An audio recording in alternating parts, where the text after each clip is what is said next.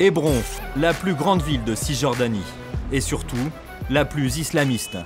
Aux dernières élections, le Hamas l'avait largement emporté. 6 ans plus tard, les Palestiniens retrouvent le chemin des urnes. Le bulletin dans la boîte et votre index gauche, mettez-le dans l'encre. Maysoun Kawasmi est la star de ces élections. Elle vient de réussir un coup de force. Présenter une liste 100% féminine dans le chaudron ultra-conservateur d'Hébron. Ça veut dire je l'ai fait. C'est une victoire. Retour sur la dernière semaine de la campagne. Quelques jours plus tôt, Maysoun joue sur un terrain difficile. Meeting dans un quartier réputé très religieux. Ici, une femme à la tribune, c'est exceptionnel. À Hébron, seule une femme sur 10 travaille. Avec sa liste féministe, Maysoun veut bousculer les vieilles traditions. Ils ont mis des quotas de femmes dans les partis. Mais en fait, on ne les voit pas sur le terrain. Je me bats pour que les femmes puissent se faire entendre au conseil municipal. J'ai fait ma liste pour pouvoir obtenir des sièges. Je suis là pour être l'égale des hommes, pas pour faire de la figuration. Pas juste pour remplir des quotas. Et pour convaincre les islamistes, Maysoun la joue fine et fait appel à la religion. Certains me disent que c'est un péché qu'une femme soit au conseil municipal. Mais je leur réponds à l'époque du prophète. Le calife Omar a choisi une femme pour gérer les affaires du commerce. Qu'est-ce qu'il y a de plus important que le souk ? Ici, les hommes à la tête des tribus contrôlent la vie sociale. Après 30 minutes de discours, la candidate a séduit son auditoire. La femme est l'égale de l'homme. Bravo, bien vu. C'est même possible qu'il y ait plus de femmes que d'hommes au conseil. On espère. J'aimerais vous inviter dans une de nos réunions tribales. Ah oui, j'aimerais bien venir. J'adore écouter les discours des hommes.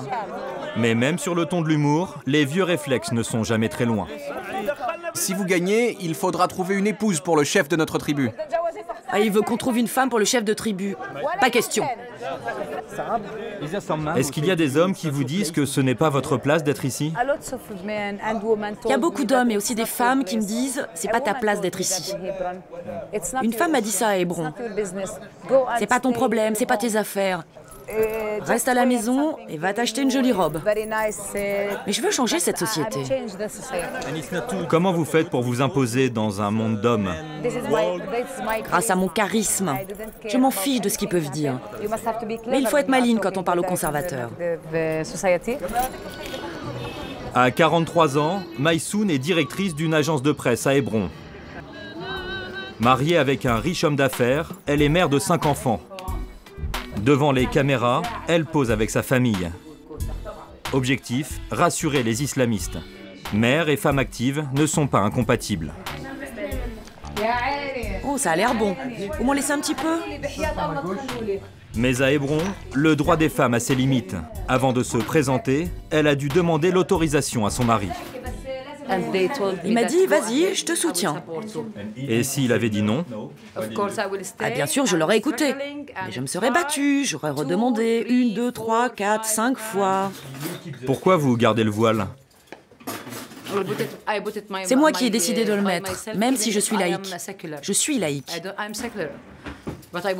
J'ai mis le voile parce que je respecte ma culture. Et c'est très important. Vous savez, je n'ai pas mis le voile pendant 13 ans à Hébron. Pour s'incruster en politique dans une société islamiste, ressortir le voile du tiroir, c'est obligatoire. Si le Hamas est très populaire ici, c'est qu'Hébron est l'illustration criante de l'occupation israélienne. Depuis 12 ans, 450 colons vivent dans le centre historique, protégés par plus de 1500 militaires. Pour Maysoun, pas question de laisser le Hamas jouer seul le rôle d'opposant. C'est un endroit très chaud ici, à Hébron. C'est très dangereux. C'est très rare que ce soit calme. Parce que les colons vivent juste ici et contrôlent tout. Le centre-ville est entièrement sous contrôle de Tsahal. Ils nous autorisent à utiliser seulement ce bout de trottoir. On ne peut pas marcher sur cette route. Dans cette rue, les colons habitent juste au-dessus des commerçants palestiniens. Les enfants des colons nous jettent des cailloux sur la tête. Le grillage ne sert à rien. Ils nous jettent des eaux usées, de l'urine, des œufs. Vous pouvez voir là les œufs pourris. C'est un moyen de nous mettre une grosse pression pour nous chasser de ce quartier. Mais nous sommes déterminés, nous ne lâcherons pas tant que nous serons vivants. Ça, c'est notre vie. Ça, c'est Hébron. Ça, c'est le quotidien des gens qui vivent dans la vieille ville. Conséquence de cette colère, aux dernières législatives en 2006, le Hamas a tout raflé, avec l'élection de 6 députés sur 7 à Hébron. Mais dès le lendemain, le Fatah a annulé les résultats, arrêté et torturé des centaines de membres du Hamas. Face à cette répression, aujourd'hui les islamistes se planquent. Direction l'une des mosquées les plus radicales d'Hébron. Nous retrouvons l'un des 6 députés élus à l'époque. Tous les gens ici ont peur. Essayez, si vous voulez, de leur poser des questions. Vous allez vous rendre compte qu'ils ne peuvent pas exprimer ce qu'ils ont sur le cœur. S'ils s'expriment comme membres du Hamas, ils seront arrêtés, torturés et virés s'ils sont fonctionnaires. Résultat, cette année, le Hamas ne présente aucun candidat. Jour J à Hébron, les centres de vote viennent d'ouvrir. Maysoun accomplit son devoir civique et jusqu'au dernier moment motive ses troupes. T'as voté pour moi? Non, pour le Fatah. Ah, quel gâchis! Tu aurais dû voter pour moi, ils ont assez de votes. Du côté du Hamas, on squatte le canapé. Le parti islamiste a appelé au boycott des élections. Depuis que je suis rentré de la prière de l'aube, à 5h30, je suis sur Facebook. Ce n'est pas la meilleure situation pour moi aujourd'hui. J'aurais préféré participer aux élections, soutenir mes collègues, mes compatriotes. C'est un jour important, mais la réalité du pays nous a obligés à boycotter ce vote. Entre 2 sessions Facebook, Hatim Kafichi nous emmène faire un tour en ville. Petite ronde devant les bureaux de vote pour vérifier si le mot d'ordre a bien été suivi. Vous allez rentrer? Non, je surveille à distance. Fais demi-tour. Vous voyez, il n'y a pas foule, il n'y a pas grand monde. Pourquoi vous n'êtes pas descendu de la voiture? Vous avez peur du Fatah? Peur? Mais non, je ne veux simplement pas qu'ils pensent que je suis venu voter. En bon communicant, comme pour nous montrer que le Hamas a la main sur Hébron, il nous propose de monter sur le toit d'un immeuble qui surplombe la ville.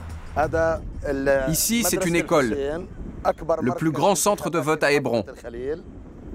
C'est normalement l'heure de pointe, et là, on voit bien qu'il n'y a personne. Avec 70% d'abstention, l'appel au boycott a manifestement été entendu. Le Hamas y voit une large victoire. Dans une ville où les islamistes sont si puissants, difficile pour Maysoun de s'imposer. Elle a pu constater que le féminisme n'était pas vraiment porteur en Palestine. Sa liste n'a remporté aucun siège.